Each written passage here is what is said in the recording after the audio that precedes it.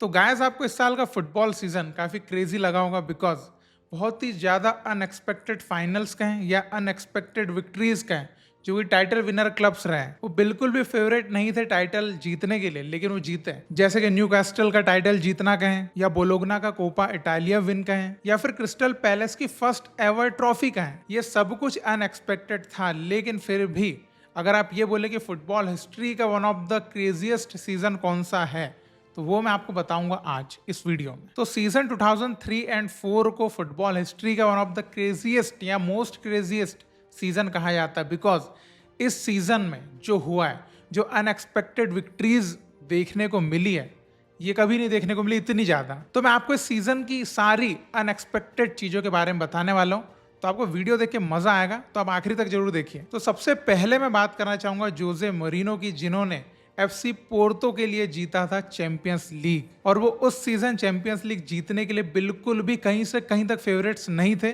Because ना तो उनके पास कोई बहुत बड़े प्लेयर्स थे और ना ही उनकी कोई बहुत बड़ी नामचीन टीम थी। लेकिन इसके बावजूद भी just because of proper management, proper signings और एक अच्छा गेम कोऑर्डिनेशन, इसकी बदौलत उन्होंने जीत लिया चैंपियंस लीग। उस season real Madrid, Juventus, AC Milan, Inter Milan, ये सब टीम्स थी फेवरेट्स की, ये शायद जीतेंगे। बट उस सीजन एफसी पोर्तो एक बहुत ही शानदार रन में थी। अगर उनके लीग की भी बात करें, केवल लीग में 2 मैच उन्होंने उस सीजन में हारे और उन्होंने उस सीजन का लीग टाइटल भी जीता था।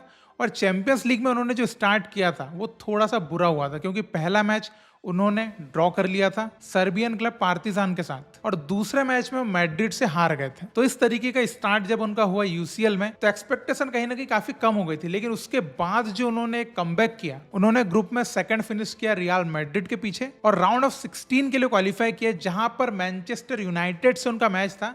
और उस सीजन मैनचेस्टर यूनाइटेड काफी अच्छी टीम थी। इवन उस टाइम पे क्रिस्टियानो रोनाल्डो भी वहां पर एक यंग प्लेयर के रूप में उभर रहे थे और एक काफी एक्सपीरियंस टीम थी। लेकिन उसको एफसी पोर्तो ने बीट किया और क्वार्टर फाइनल्स में लियोन के अगेंस्ट खेला और उसको भी बीट किया।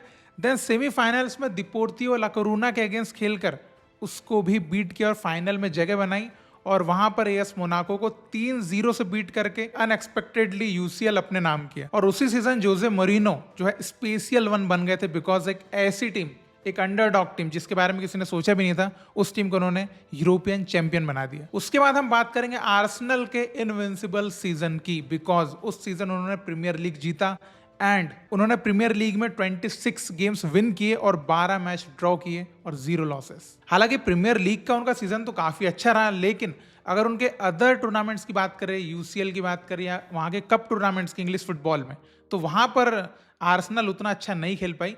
बट प्रीमियर लीग का उनका वो सीजन आज तक फेमस है कि वैसा अभी तक कोई कर नहीं पाया है। उसके बाद एक अनएक्सपेक्टेड चीज होती है यूरो 2004 में, जब ग्रीस पोर्तुगल को हरा के टाइटल अपने नाम पे करती है।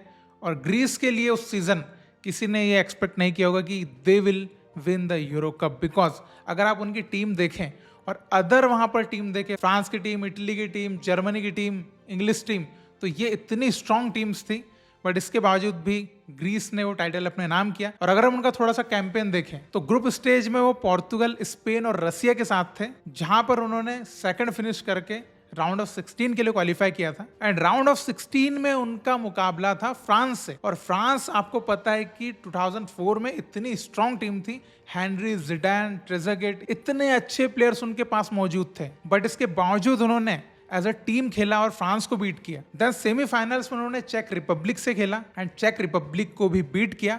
और फाइनल में जहां पर होस्ट पोर्तुगल उनके अगेंस्ट खेली और सारी नजरें यही थी कि होस्ट पोर्तुगल अपना पहला टाइटल जीतेगा, बट ग्रीस ने उनके सपनों पे पानी फेर दिया और यूरो 2004 का टाइटल अपने नाम के, जो कि आज तक की यूरो कप हिस्ट्री में एक बहुत ही अनएक्सपेक्टेड विन माना जाता है। हालांकि ऐसा ही थोड़ा सा अनएक्सपेक्टेड रिजल्ट हमको यूरो 2016 में भी देखने को मिला था, जब आइसलैंड ने अपना कहर मचा दिया था। उसके बाद एफकॉन यानी कि अफ्रीकन कप ऑफ नेशंस में ट्यूनिसिया ने अपनी पहली ट्रॉफी अपने नाम करी थी और ये भी बहुत ही अनएक्सपेक्टेड था बिकॉज अगर आप अफ्रीका की बात करें तो थोड़ी बड़ी टीम्स जो कि फेवरेट मानी जाती है एफकॉन जीतने के लिए, वो इजिप्ट, नाइजीरिया, कैमरून, मोरक्को का आप ले सकते हैं या सेनेगल को ले सकते हैं। ऐसी टीम्स जो थोड़ा स्ट्रांग है, ऐसी टीम्स को माना जाता है कि ये टाइटल शायद जीतेगी।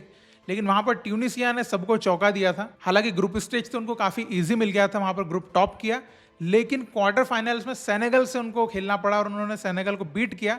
देन सेमीफाइनल्स में Nigeria, one of the strongest team in Africa, उनको भी उन्होंने बीट किया। एंड फाइनल्स में मोरक्को, जो कि उस टूर्नामेंट में दावेदार थे खिताब के, उनको भी उन्होंने फाइनल में बीट किया और ट्यूनिसिया ने अपना पहला एफकॉन टाइटल जीता। उसके बाद एक अनएक्सपेक्टेड चीज हुई इटालियन फुटबॉल में। जैसे कि आपको नापोली का नाम पता है कि कितना बड़ा क्लब है, लेकिन नापोली का अगर आप 2003-04 का सीजन देखेंगे तो आपको पता चलेगा कि ये क्लब कितनी बुरी स्थिति से गुजर रहा था।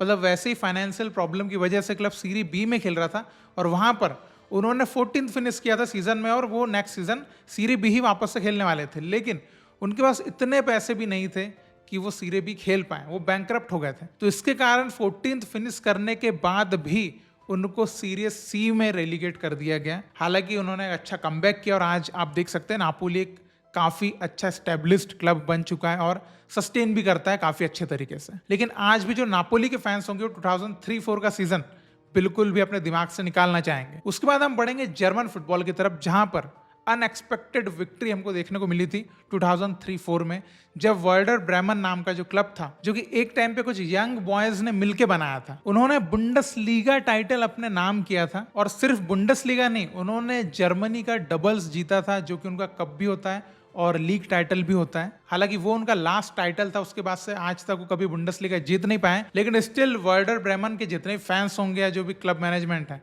वो 2003-04 को फिर से दोहराना चाहेंगे कि हम एक बार फिर से वो टाइटल जीत जाएं, जैसा कि हाल ही में बायर लेवरकुसन ने करके दिखाया था। उसके बाद अगर हम स्पेनिश फुटबॉल की बात करें 2003-04 की, तो उस सीजन स्पेनिश फुटबॉल में एकदम उथल पुथल मची थी, बिकॉज सारी ही अनएक्सपेक्टेड विक्ट्रीज हो रही थी। सबसे पहले तो वेलेंसिया ने under Rafa Benitez La Liga title जीता, और वैसे उसके बाद से आज तक वो ला लीगा टाइटल वापस से जीत भी नहीं पाए हैं, तो वो उनका लास्ट ला लीगा टाइटल था। और वहीं पर रियल ज़ारागोजा ने कोपा डेल रे में मैड्रिड को बीट किया, रियल मैड्रिड को। एंड स्पेनिश सुपर कप में उन्होंने वेलेंसिया को हराया और उन्होंने वहां पर डबल्स जीता। और सेल्टा विगो क्लब, जो कि इतना अच्छा खेलता है आजकल, उस क्लब के साथ तो 2003-04 में इतना बुरा हुआ, मतलब कि उस क्लब ने उस सीजन में यूसीएल का राउंड ऑफ 16 खेला, कोपा डेल रे का क्वार्टर फाइनल्स खेला, लेकिन वो लीग में इतना बुरा चल रहे थे कि वो ला लीगा 2 के लिए रेलीगेट हो गए। तो उसके बाद से अभी तक सेल्टा विगो स्ट्रगल कर रहा है कि वो फिर से चैंपियंस लीग में वैसा कुछ कर पाए